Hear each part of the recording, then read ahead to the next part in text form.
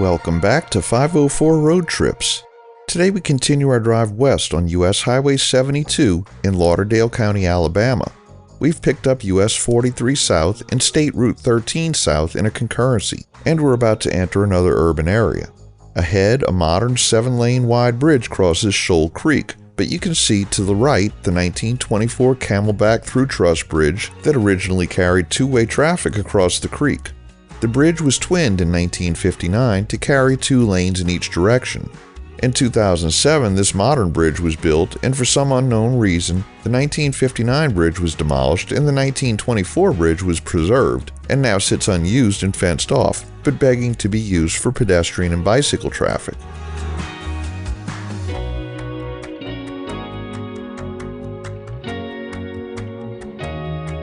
We enter the city of Florence, the county seat of Lauderdale County. Florence stands as the central economic nucleus of northwestern Alabama. Among the 30 locations named Florence across the United States, this city holds the highest population and slightly surpasses Florence, South Carolina in size. The first river steamboat made its way to Florence in 1821, attracting interest from speculators and settlers like General Andrew Jackson and President James Monroe. They acquired parcels of land as they were offered by the Cypress Land Company. Although Florence swiftly evolved into a commercial center along the Tennessee River, it fell short of its founders' grand aspirations. Nevertheless, the city's growth was substantial enough to earn incorporation by the state legislature in 1826. Reflecting progress and ambition, the townspeople established the Florence Female Academy here in 1847, catering to tuition-paying female students. Progressing into the 1850s, the academy transformed into the Florence Synodical Female College, affiliated with the Presbyterian Church, but its doors closed in 1893. A historical marker now commemorates its location. Notable annual tourism events include the W.C. Handy Music Festival during the summer and the Renaissance Fair in the fall. Prominent landmarks within Florence include the Rosenbaum House, a 20th century architectural gem, and the sole Frank Lloyd Wright designed residence in Alabama. An ancient artifact of indigenous culture, the Florence Indian Mound, constructed between 100 and 400 BC during the Woodland period, is the state's tallest remaining earthen mound at 43 feet. This mound is listed on the National Register of Historic Places and has been under the city's protection since 1945. A new expanded museum was constructed in 2017 to replace the one built in 1968, showcasing artifacts and interpreting the historical and ancient cultures of the indigenous peoples of the area. Upon entering the Florence city limits, US 72 becomes Florence Boulevard.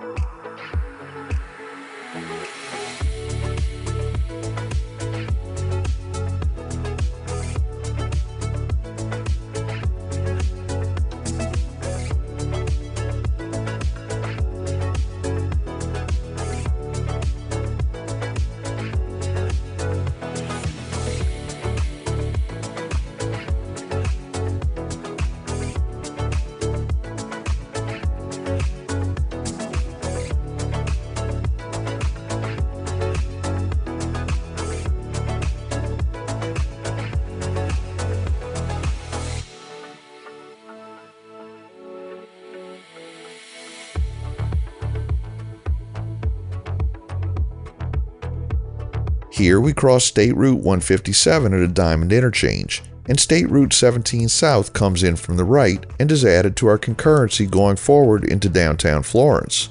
We'll begin making a number of course changes ahead to get us aligned to cross the Tennessee River.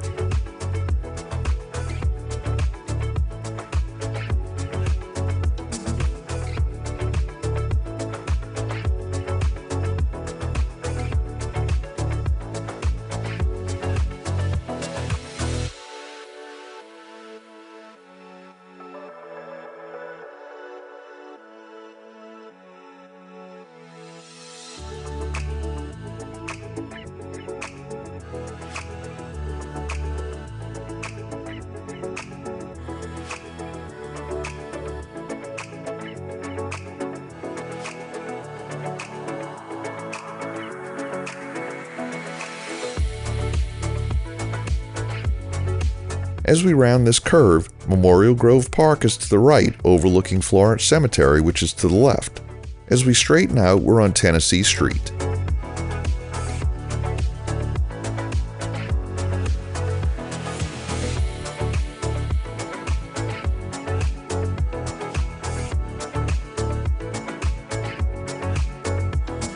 Here we veer off of Tennessee Street, which was the original route of US 72, and on to Dr. Hicks Boulevard, named in 1981 in honor of Dr. Leonard Jerry Hicks. Dr. Hicks's medical office was located nearby for decades prior to his death in 1973.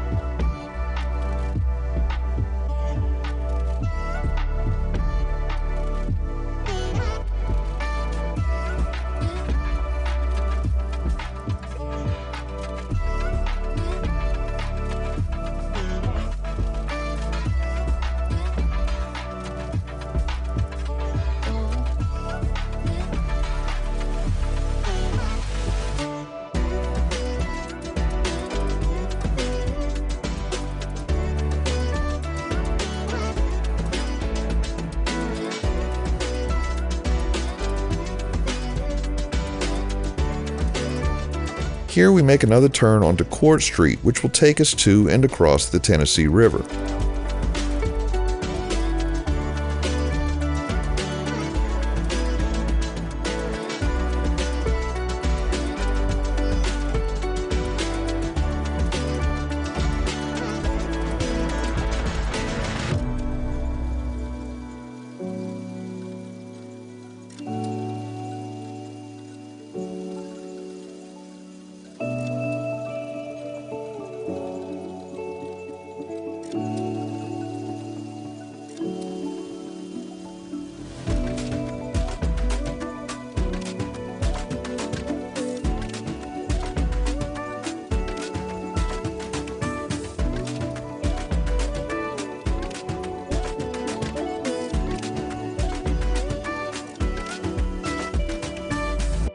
Here we pick up yet another concurrency, this time State Route 20 East.